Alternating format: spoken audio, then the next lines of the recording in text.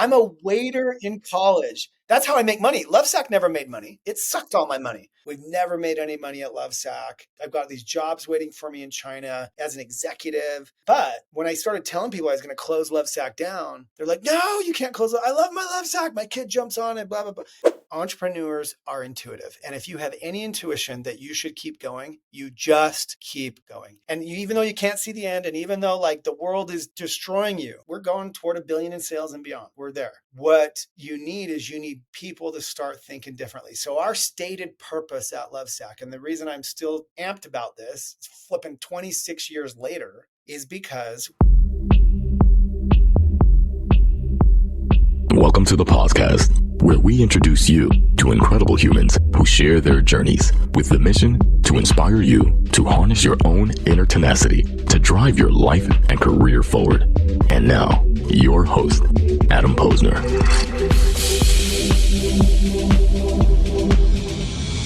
All right, everybody. Welcome back to the podcast, where I bring in the best and the brightest in the world of business, marketing, and personal growth to help you harness your inner tenacity and drive your career forward. Folks, my guest today on the podcast is Shawn Nelson, author of a new book called Let Me Save You 25 Years, Mistakes, Miracles, and Lessons from the Lovesac Story. He is founder and CEO of Lovesac Company, which designs, manufactures, and sells furniture as modular couches and beanbag chairs. They are awesome. I wanted one in my house. I don't know why I don't have one with kids around, but we'll get to that afterwards. I'm excited to dig into his career journey and book, and let's get to it. Shawn Nelson, welcome to the podcast, man. Thank you. Great to be here. Well, awesome, man. We were just a quick shout out to our mutual pal, Brian Altamari, the quintessential entrepreneur. Fun fact. Here's a little fun fact about Brian. About 6 years ago, when I thought about starting this show, I recorded one test episode, and I did it with him. Yeah. And we kind of just like recorded a Zoom before all this fun technology here. And I should dig that one up and see if it still has any cultural relevance, if it has any factual. Let me do a little time capsule with him here. But like, let me just ask you this, right? What is it? What is that trait that guys like you and Brian have? What is that deep DNA? What is that? What is that? What is it? A little mix of craziness, a little bit of recklessness. What is that, Shawn? Self-loathing and masochism. I think, look, I don't know. People ask me all the time, like, what keeps you going? Lovesac is a now 26-year story. It's a long time. We've been through every down and up. And at the same time, I'll tell you what keeps me going is, at least me, we now have a shot at the big board. Like Lovesac will be a Nike, Disney, Patagonia. I really believe that. And I know that it seems like a ridiculous thing for a beanbag company to say. I get it. But if you really get beneath the surface, we'll see how deep we get here. But we're doing some really amazing work. And I think that we have a shot at and so look, if it takes another 25 years, I'll go another 25. And the answer is, I guess, some kind of grit and tenacity and stick-to-itiveness. And I don't know if it's just out of pure survival instinct or it's actually some kind of, personal trait, but we're going. It's the grit. It's the tenacity, right? It's following the dream until, right. Even when that dream is, all intents and purposes dead, you keep going at it because you believe in it and you keep going here. So let's hit the rewind button here. And I'm always curious. Were your parents entrepreneurs? What did your parents do for a living? Where does this DNA come from? Sure. Was it passed down or learned? I mean, they're self-employed, kind of middle class, maybe middle class. My mom was a ballet teacher and taught in the basement in a little basement studio for 40 years. So I grew up hearing her stick tap the ground to the beat of the piano. And my dad was a real estate guy. He was a realtor that didn't actually sell a lot of real estate. They owned some apartments, some really, just above, I guess, low income housing kind of apartments. And I grew up mowing the lawns there and changing water heaters and pulling up carpet, painting walls. And so I don't know, they're not like entrepreneurs in the way, when it came time to raise money and, seek advice, they couldn't help me much in that way other than, moral support and keep going. That goes a long way too. But what also I hear for that too is you were rolling up your sleeves at an early age. You 12. you don't mind getting your hands dirty. And I think anyone who starts a business, I mean, you're doing everything there, right? You're changing the Yeah. light bulbs, mowing the lawn, the proverbial, unclogging the toilets there. So for folks out there, real quick, high level, because I want to spend time talking about the book, give us the Lovesac story down and dirty, man. Yeah. I mean, the fast flyover is I made a big beanbag when I was 18 years old in 1998. No, sorry, 1995 when I made it to be funny. I just thought it was this funny thing to do. And I got off the couch, drove down to the fabric store, bought some fabric, brought it home, cut it out.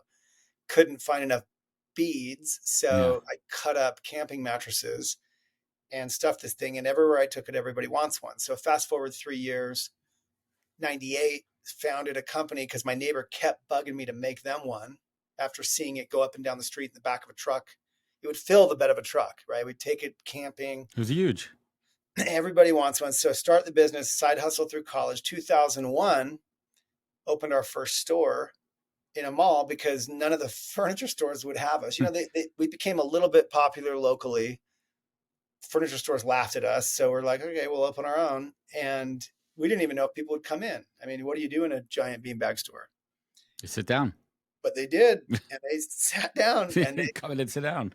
took one home. But you don't know. When you go, you sign this lease.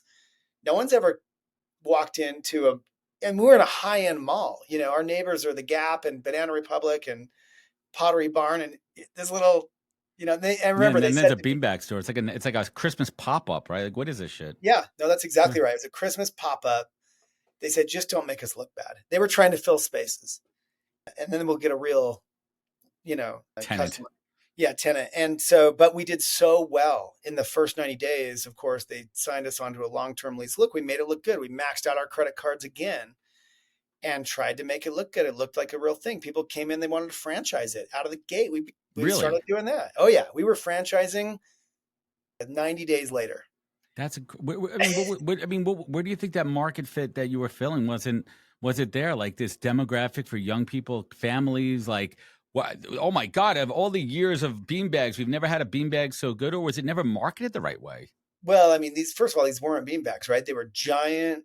They were 6 feet across, 8 feet huge. across, filled with foam. You sink into them. Beanbags are crunchy and these are hard. foam, right? Correct. That's a big difference here. Is what they were filled with. These aren't traditional beanbag fillers. It was a foam material. Well, and we could suck them down to 1/8 their original size, so we could ship them. We were internetable out of the gate, which in the year 2000 was becoming hyper relevant. And so, look, we opened more stores, some good, some bad. We ran off like a bunch of 20-year-olds running a business, just doing everything. And it was wild times. And then I won a reality TV show in 2005 with Richard Branson. I won $1 million on national TV on Fox. What'd you do with it? Well, here's another fun story. When I'm standing there on Necker Island, everyone's been eliminated. Monkeys and sloths and flamingos coming at you. You're the winner. Here's a check for $1 million. You don't know this as a viewer. I have $2 million in debt, having opened all these stores, just finance to the hilt, trying to grow this business, buy product out of Asia. And so what did I do with it? I put it in the bank and paid off a little debt, and kept going. And in That's fact, a smart move. Well, we raised venture capital. They wanted to bankrupt the company and start over and get out of the bad stores, keep only the good ones. So now I'm thrust into this humiliating Chapter 11 reorg. 2006, moved the company to outside of New York City to be close to these investors. Went through this painful, embarrassing start over. It's all in the book. Learned a lot through all that. And they thankfully emerged and had a second chance building, with 12 locations. We just invented Saction, this modular sofa, trying to figure out how to sell those across the hall from Pottery Barn.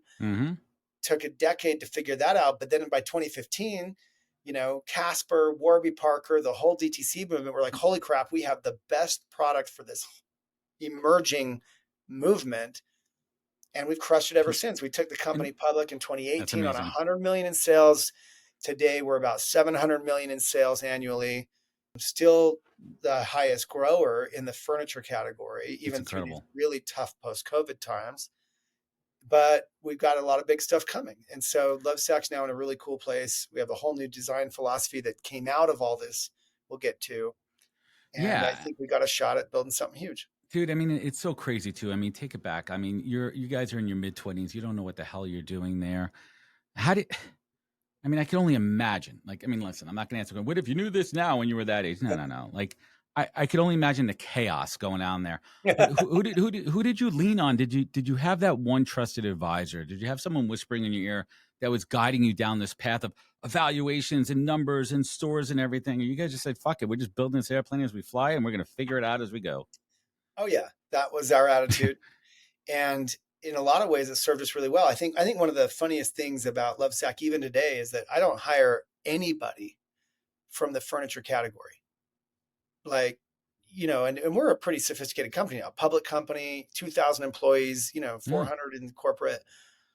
But, you know, we operate so differently than the brands we compete with. We get our couches, look, they're $5, $10, $15,000. They're compared to Pottery Barn, Crate and Barrel, Restoration Hardware, West, take your pick. We don't hire from there because those are all merchant-led organizations. We're doing something totally different. We're inventing cool new solutions, technology embedded, reverse compatibility. And to some degree, the expertise is listen, the experts around me at that time were giving me all the wrong advice. Oh, that'll never work. I'll give you a funny story. I think I share this in the book, Let Me Save You 25 Years, which is exactly the soul of the book. That's the whole point. Learn from my mistakes, man. Yes. That's it. Well, the title is Mistakes. The title is so perfect, right? The title is just like, I'm just going to tell you what's going to happen. I'm going to save you the trouble. Read this book. Yeah. Well, and I'm trying to be really honest. Look, I read all the business books. I tried to be super blunt and honest about the nastiest stuff. So here's a funny example. We had invented Sactionals in their raw form in my buddy's garage to be this modular sofa that you could ship in a box and that could be delivered. But along the way, we realized, holy cow, once the pieces are apart, you can cover them in a way that looks upholstered, but they can be washable. They can be changed. Oh my gosh, the back could be the arm could be the back. We solved all these problems. And I took these prototypes to a proper furniture maker to say, hey, here's our plywood prototypes. I need springs and I need things I can't do in my shop. Will you make these for me? And I came back in a week. I paid him like $1,000 to prototype these up, and I came back properly. And I came back in a week, and he showed me this little sectional, like the kind you could buy for the last 50 years. It's a corner piece. It's standard couch section. It's an ottoman. Yeah. If you sit on it too fast, it slides apart. And it had a floppy washable cover, and I'm like, no. Where's the thing that we left with you? And he said, oh, that'll never work. Like, it won't hold together. It won't be rigid. People like, it won't be comfortable. So here's the crazy part. And I paid him money to do it. Yeah. And he made me the traditional version that you can still buy at all my competitors. So I go to another guy who had worked for us on the side at times, making covers, whatever, for Saks. And I said, hey, here's my prototypes. Will you make this thing? Al says, yeah, no problem. Come back in a week. I come back in a week. What do you think Al did? I want to guess he did the same thing, or he did the same effing thing, bro. That's because no one's stepping outside of the box. Dude, but I had given it to them. They didn't get the memo. They didn't get the assignment. I had paid them money to just do what I asked, and he said, "Oh, that'll never work. It won't hold." So I had to take it to China, where they'll do whatever you ask. Yeah. And sadly, that began, and thankfully I spoke Mandarin. There's a whole story there, but like, they'll just do what you ask. And they helped me prototype, and we got it to market. And now Sactionals is the best selling sectional in the United States of America by the numbers. Look at that. I think about it. I think about it from my own perspective. I got 2 little kids. We bought this couch years ago from a mid-level nice box stuff, store, right? and it was fine. But it's a piece of shit, and it's supposed to be nice stuff. And the tops of it are hard, and my little 7-year-old is jumping off the top, smashing his head on it. And I said to my wife, I go, I got to soften this thing up over here. Yeah. And we love to just lay on it and relax. It doesn't need to be rigid. It needs to become. Listen, I've known your story for a long time. What was that first time? Go back to early. Let's hit the storybook for a minute. When you literally got punched in the face as a business owner, like you were almost down and out. Oh, we were. We were in Chapter 11. Bankruptcy. At how old? 26 years? Like shit. 20, that's it. Yeah, 28. And you're like, old. That's it. And you're like, I'm done. I tried it. Like, or was it like, no? This isn't the end. Oh, both. which day are we talking about? I mean, these things don't happen in a day. You're living it, right? It's just like you and I That's a at piss. times. You're like, man, I got to find something else to do. I got to change. I've wanted to quit Lovesac 1,000 times. And, I think here's a good example. I shared this in the book as well. So I have these little Shawnisms that go with each story, right? The one from the last story that I told you was mind the experts, kind of like mind the gap, like Be careful with careful who you that. take advice from. Yeah. So now on this story, we're down and out. Like people hate me. Article after article. Lovesac is not paying their bills. We got stiffed, this and that. Shawn's a whatever. I mean, I've made enemies. I'm in the press. Meanwhile, bear in mind, in a reorg, we're still in malls running Right. business, trying to keep going, making sales. Customers are coming in. What's this I read? You guys You're are managing a PR crap going on. well, Yeah. and I'm closing down dozens of locations I've just opened. I mean, I am in war. I am trying to stay alive. People are quitting. People are leaving. I've got to keep them motivated. Meanwhile, I got to go in the middle of the night and saw in half fixtures that we had just been installed a few months before and throw them in the dumpster because you can't work in the malls in the day. I mean, and work in the morning. And so I'm at my parents' home for Sunday dinner. I'm like, Mom, Dad, what should I do? Like the business may not make it. They may take me out. I may get fired. Who knows what. We got to get through this chapter 11. And, really, I should, just do something else, right? Finally. And my mom was a little bit emotional, and she kind of, again, they're not business people. They're not finance Yeah, but people. you're their son. I'm their Yeah. son. And they said, look, my mom said, as she got up from the table and kind of left the room, she said, look, you can quit or keep going. And she left. And I thought, yeah, listen, everything in life boils down to that. And my advice on this topic is entrepreneurs are intuitive. And if you have any intuition that you should keep going, you just keep going. Even though you can't see the end, and even though like the world is destroying you. Now, if your gut tells you like, no, this is the exit. I need to do something different. That's your intuition talking. But if you have we'll always have those feelings. Mm-hmm. Like, I just want to quit. That's different. But if you have any instinct to keep going, my answer is you keep going. Amen. And on the flip side, he said something interesting. And I am a student of and a friend of a gentleman by the name of Matt Higgins. I don't know if you know Matt Higgins, tremendous investor, Shark Tank and everything. And he has a book called Burn the Boats, which is this whole idea: if you're done with it, you're done with it, and burn that freaking bridge and be done with it. But you have to get to that point, right? Like you have to get to that point where you truly know what it is. But when you have that gut instinct, that's the DNA, man. That's what keeps us going here. And I think about my own business and recruiting too. It's cyclical. It's industry. It's related with the economy and politics and everything. But if you have something going, stay with it. Yeah. Stay with it here. You talk about the book. I mean, the other word in there is miracle, right? Yeah. Let's talk about that miracle moment. What was that first big miracle moment? That Hail Mary. I have a dozen of them. I mean, let me give you a fun one. Yeah, we prefer the fun ones. I don't prefer of course. Give me shitty We ones. opened the Lovesac store in 2001. It was just me and some buddies on credit cards because I had maxed out my credit cards building the factory. Tell me about it. My cousin's credit cards, neon sign, carpet, paint, posters, tried to make it look really good, and it did. Open the doors, music's been people coming in, flopping down on sacks. Will they buy anything? Sure enough, we're selling sacks. We're on track to do $1.2 million our first year in business based on the sales. We're like, holy crap, like This is I real. can't believe this is working. Meanwhile, people are trying to franchise the business. I want to open stores in Colorado. I want to open stores in Arizona.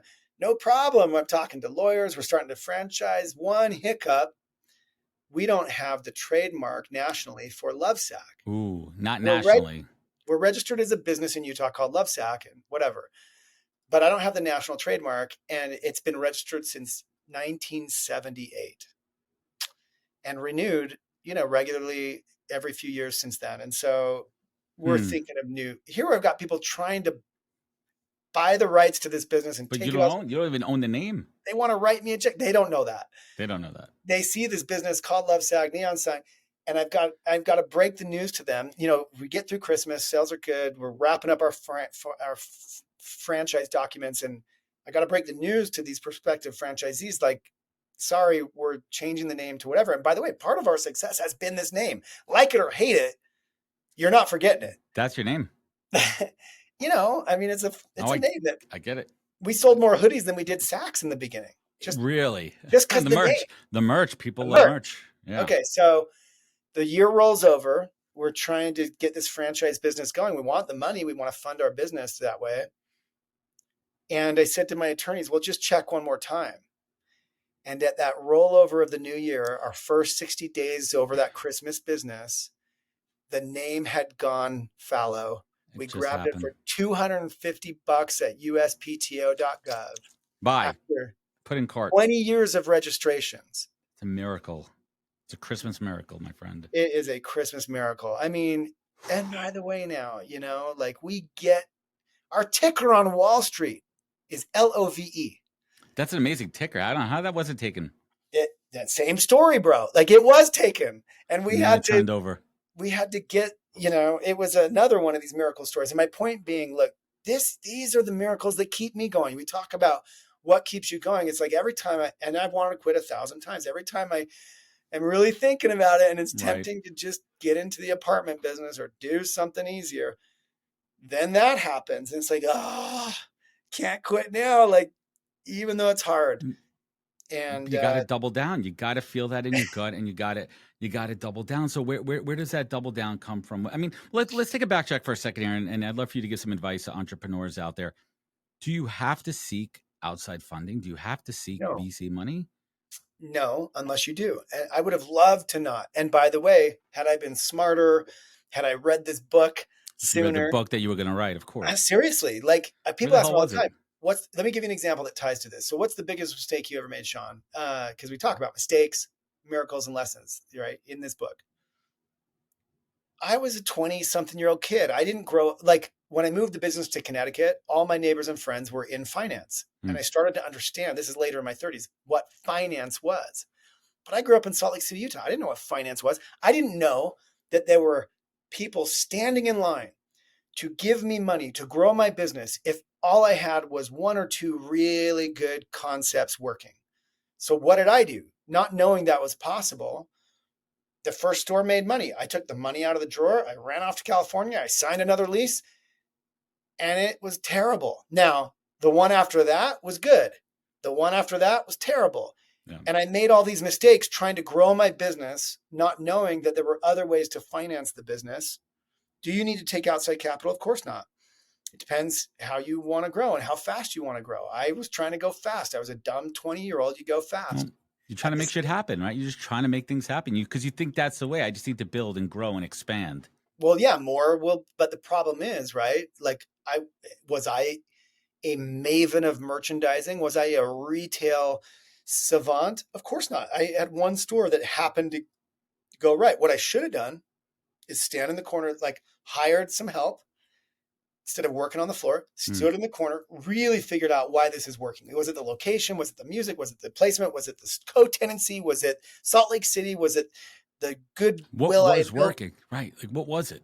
Well, and so I could duplicate it. Instead, I just ran off and thought I was duplicating it, but I was duplicating it poorly.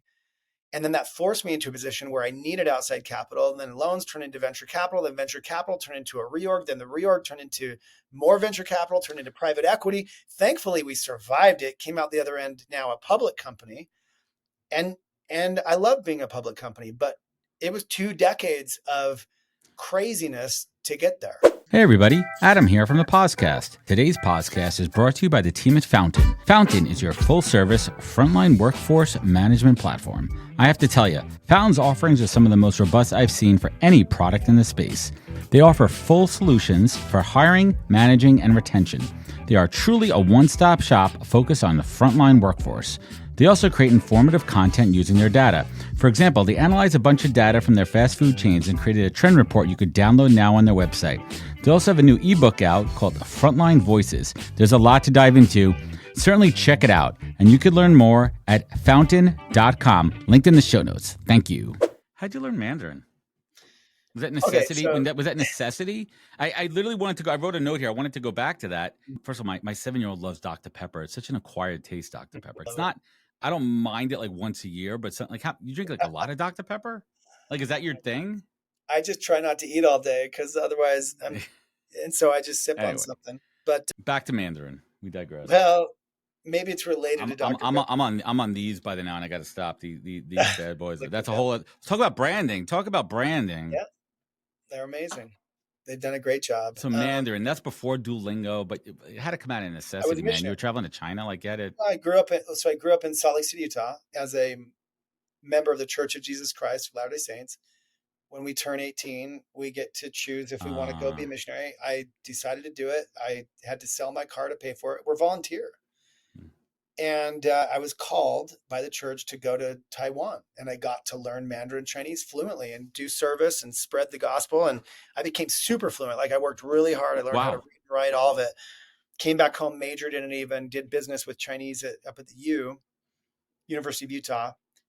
And then I went back and worked there even in Shanghai for a year. And so I became super fluent in Mandarin, and it has served me so well. I'm going there in a month. Like I've been there 80, 90 times. Like, I mean, think about that, like how that laid the groundwork for your business. The trust factor that you have working with suppliers and manufacturers. Oh yeah. You're able to walk in and talk like they immediately, I'm sure the first time you interact with somebody and you start talking Mandarin, they're like, whoa. Oh, and the trust factor goes up, or you play it the other way. You listen to see if they're talking shit behind your back, right? No, I mean, that's how the company started. So we got this, I'm before the store, 22 years old. No, I'm 23, and I'm at the University of Utah. It's my little side hustle, Lovesac. And I wanted out of it. Like I'd gone and worked in China, taken a break, came back.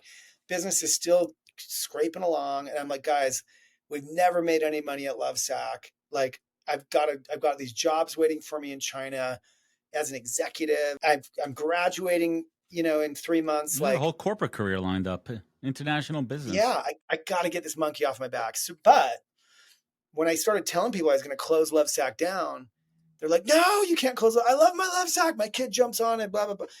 I'm like, okay. We'll give it one last try. I pay for this trade show in Chicago. We get out there, we set it up, all this money on credit cards to just see if we can't get one big customer. Nothing. Came back 20 grand in debt. Like all these companies, big retailers, brands, co-logos, who knows, loved it, jumped on it. No one bought anything. So, but now I get to come back home, wash my hands of it, close it down, say, I tried, and move on with my corporate life. And then my phone rings. I'm literally stuffing a Lovesac at this wood chipper shredder thing we were using, like literally like a wood chipper thing. One at a time, we'd stuff these things through college by hand. I turn off the shredder, brush the foam out of my hair, answer my, it's an out-of-state number. Maybe it's I answer it, Lovesac Corporation. And it's the Limited Corporation. This is at the time, Victoria's Secret, Limited, Bath and Body Works, biggest retailer in the United States of America, wants 12,000 little Lovesacs for Christmas. Saw us at the show for their stores. They want them for retail locations. Yeah. I say, sure, no problem. We'll get it. They FedEx me this blue purple fabric with little silver specks in it. They say, it's got to be this fabric. It's got to be this date. Got to be this low price. I fly to North Carolina to find the fabric. I found it was too expensive. I'm looking around this guy's booth. He's got these sample boxes of fabric. They have Chinese writing on them. I can read the writing. He's telling me it's $5 a yard. I'm like, no, I need it cheaper. It's the address of the fabric mill that makes this fabric. So I get on a plane. I fly to Shanghai. I walk in, and in English, to your point, I said, hey, I'm Shawn. I'm here for the Limited 2. I need 30,000 yards of this fabric. And in English, they're, the salespeople representing this Chinese company. They're like, sure, no, it's $5. I said, no, I need it half that price. And they start talking in front of me. They have no idea. They often do. About how much it costs to manufacture this fabric. And I knew they could hit my price. So I sat there for 3 days. I'm 23 years old. Listening to them. And I just wouldn't leave, negotiating $5, $4, $3. Okay, we'll do the deal. We make no money. I said, great. We just need a $65,000 deposit to start your order. I'm a waiter, bro. I'm a waiter in college. That's how I make money. Lovesac never made money. It sucked all my money. So I go to my hotel in Shanghai. I pick up the phone. I call the Limited Corporation. I said, hey, I'm here at my factory in China. I'm ready to make your order. I just need a $65,000 deposit to start your order. They say, well, we don't give deposits. We're the Limited Corporation. I said, well, we're Lovesac. I've never done a deal without a deposit. What's wrong with you? They wired me. They wire me 65 grand to my University of Utah credit union account. I wire it to China. I come back home. I build a factory. The rest is Amazing. history. So yeah, Chinese. And then by the way, a year later, so now I've become one of the biggest customers a year later of this fabric mill because we opened our stores. The stores took off. They come to LA to visit me, to visit their one US customer because they sold in Europe, That's all whatever. they need. And over steaks, I finally said in as perfect a Mandarin as I could, by the way, I speak Chinese.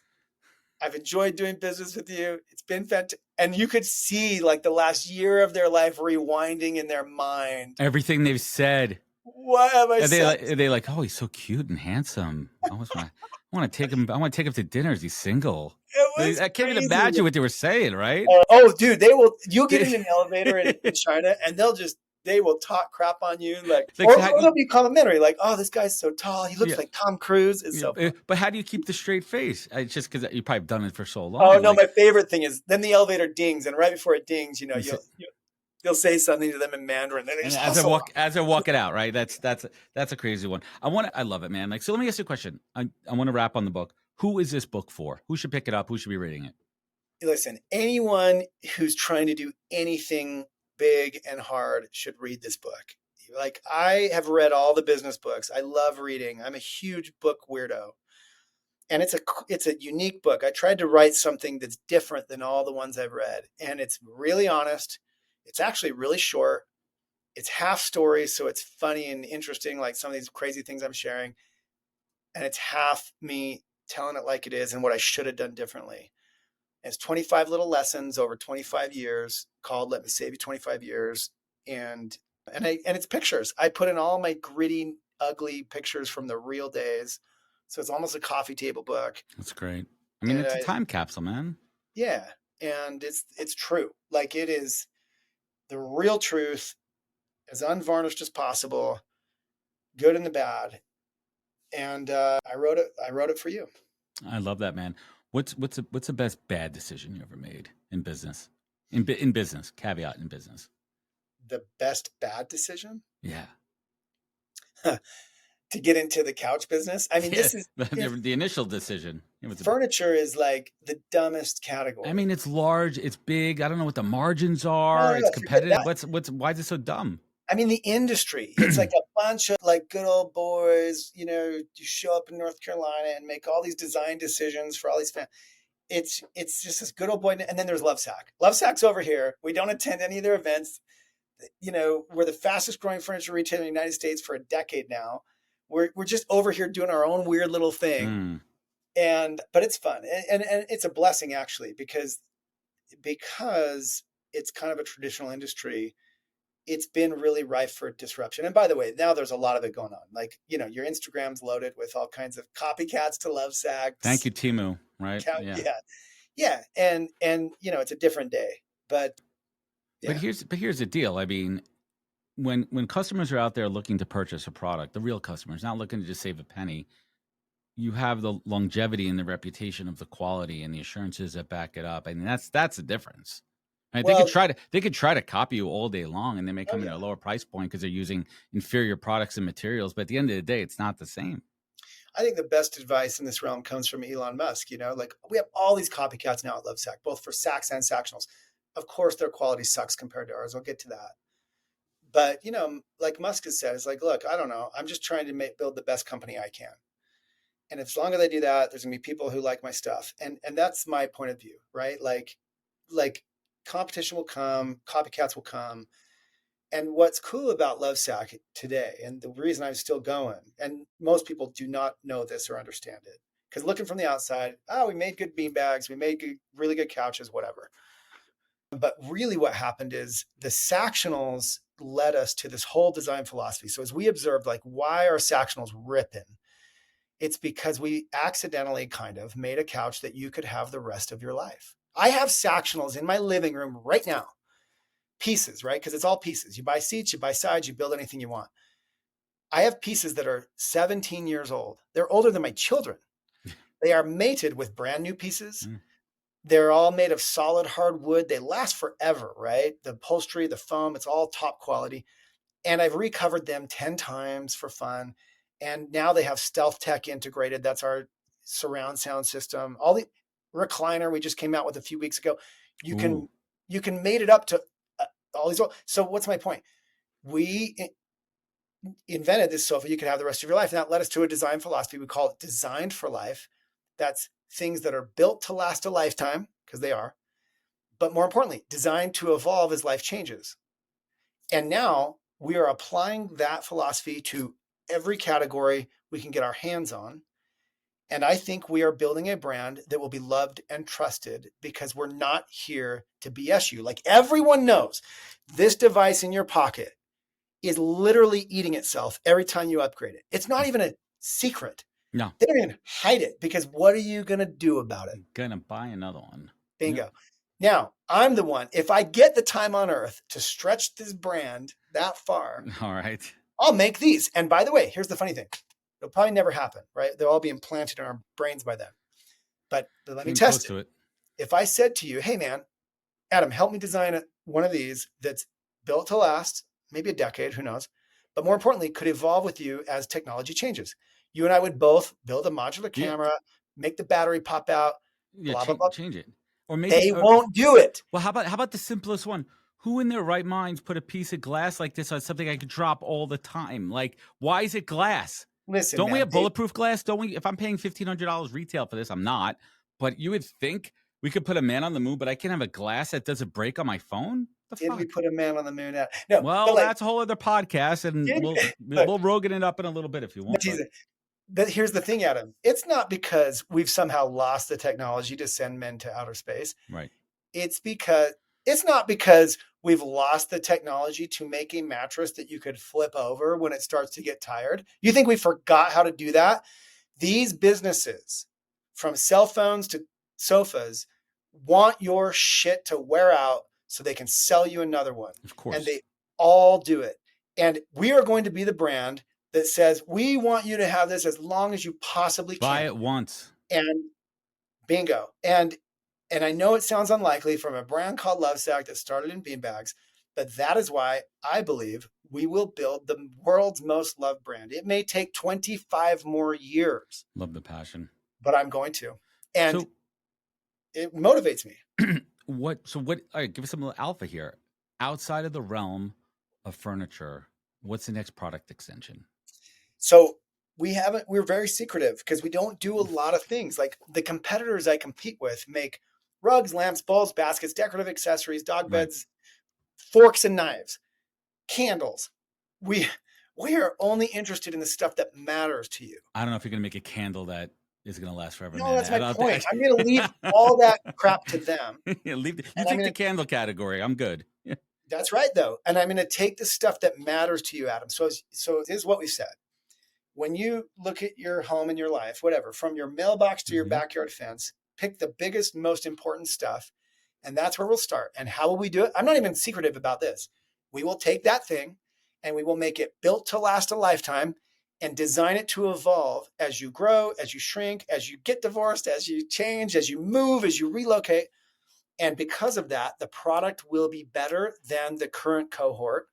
We will win a piece of that category. And because we mess with that category, the category will be smaller, not bigger. And every business book you read says expand the category. And I'm saying there will be fewer couches sold on earth because I effed with it. And I the entire category. Love it. And this business will grow just fine. And whenever you're talking about the sustainability element here, that's massive. Think about the landfills out there filled with shitty furniture you see on your curb on Monday mornings going out for garbage. Right? Like, we could eliminate so much waste. Let me tell you why we don't lead with that. You got t-shirt company after shoe company telling you how many bottles they recycle. I recycle more bottles than all of them right now. I'm making big stuff with millions of yards of fabric, all made from recycled bottles. Why didn't you know that? Because that's table stakes. That's just like us. The right way to do business. Right. The real sustainability is what you just said. Stuff that can sustain. Right. And nobody's talking about that. I mean, look at the fashion industry. Fast fashion is killing everything. Water, process, landfills. And so what needs to happen, Adam, is not just businesses like mine who start to think differently and design differently, which we are at scale. right? We're going toward $1 billion in sales and beyond. Like, we're there. What you need people to start thinking differently. So our stated purpose at Lovesac, and the reason I'm still amped about this, flipping 26 years later, is because we're now, through this vehicle of a business that's getting pretty big, aiming to inspire humankind to buy better stuff so they can buy less stuff. But I'm a company that makes stuff. I'm a public company that makes stuff. Right. And I've said this to my investors without hesitating, which means, Adam, I can never grow to be the size of Apple. Right. But I can get pretty big. Well, listen, there's a lot of homes out there. There's a lot of couches. A lot of asses need seats, and it's a freaking fantastic product. Before we wrap it up here, I'd be remiss if I didn't talk about hiring. I mean, that's what my show's about here. Let me ask you this. By the time someone gets to you in the interview process, we're probably talking senior executives here. Yeah. They've already gone through the gauntlet. They have the experience. How do you assess if they have the values and character to be a part of this Lovesac organization? Yeah. What's that line of questioning? How do you get there? How do you get to the nugget? For me, it's really simple. I chit chat with them. I ask them questions, all the great questions, tell me your story, tell me the hardest decisions you made, blah, blah, blah, blah, blah. But the whole time I am looking at my computer screen, because it's usually over video these days. And I have a list of what we call at Lovesac table stakes values. So yes, we have our core values. I'm not worried about those. If you cook in our soup long, if we let you into this culture, you'll become those anyway.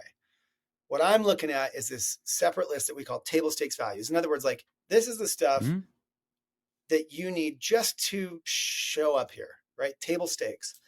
And, it's transparency, it's positivity, it's, willingness to sweep floors.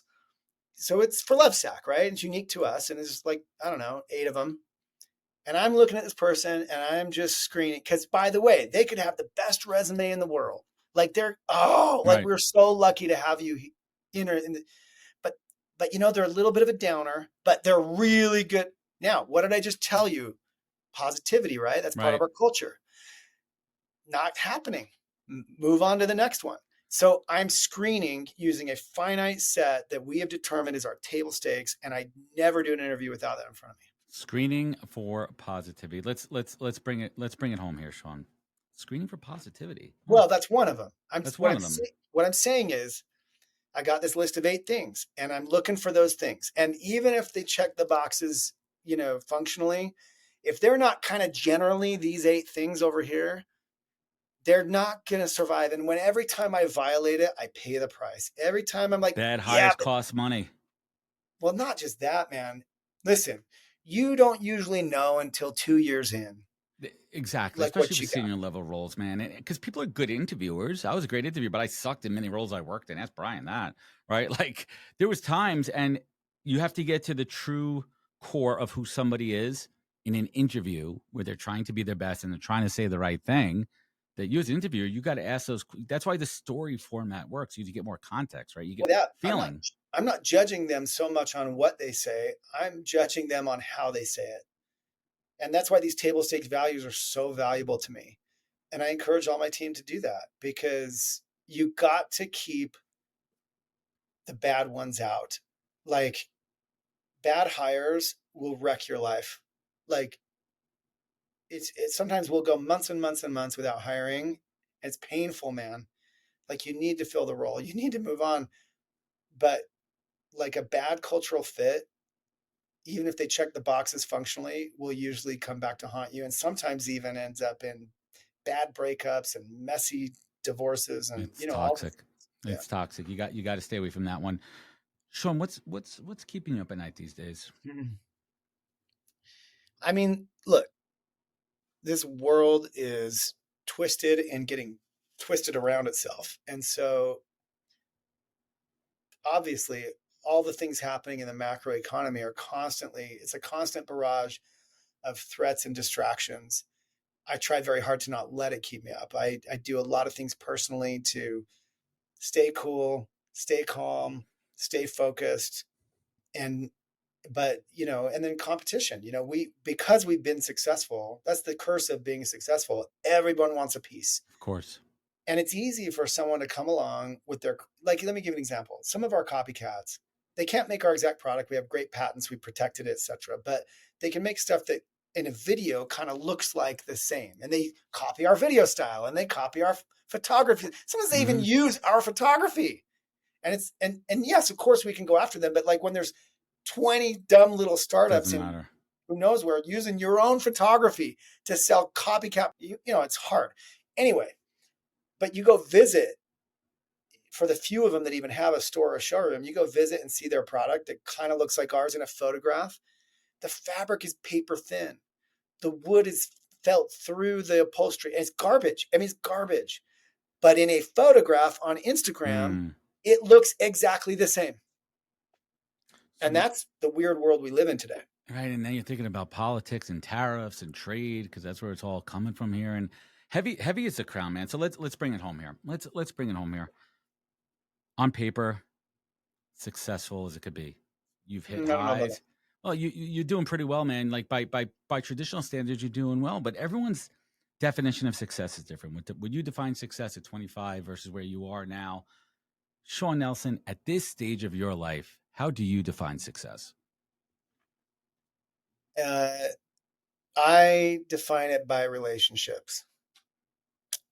I mean, and by the way, that can include business. I have an amazing team here who I love to be around and work with. They're not my friends.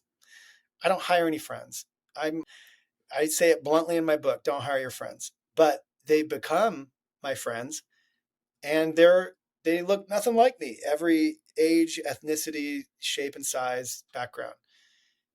I'm on my first wife. We're best friends. We got 4 kids. I think they like me. We spend lots of time together.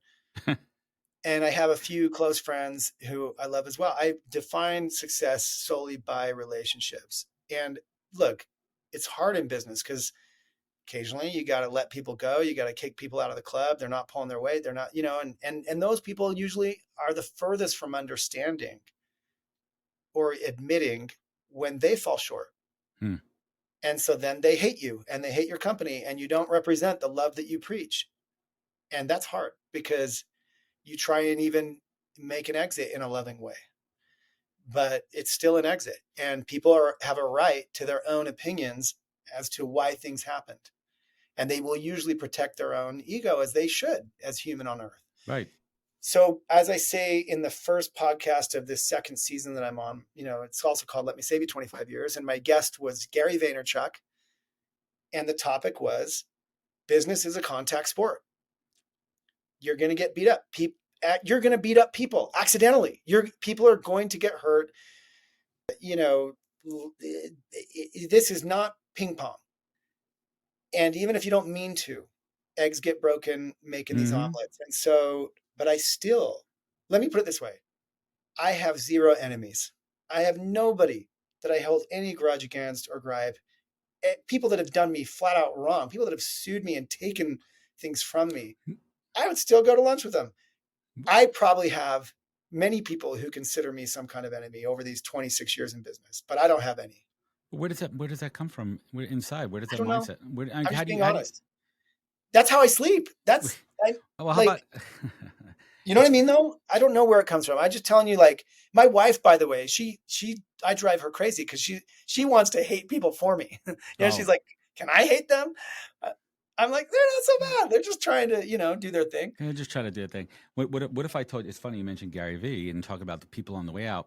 Gary Vee fired me. No way. That's my story, man. And the funny part is we're closer than ever now. It's been April 1st is 10 years since I worked at Vayner and pivoted into recruiting. And long story short, wasn't right for me. He did it the right way. And he's always had such a place for me in his heart and is taking great care of me and the whole Vayner family over there. Well, there you go. But it's a contact sport.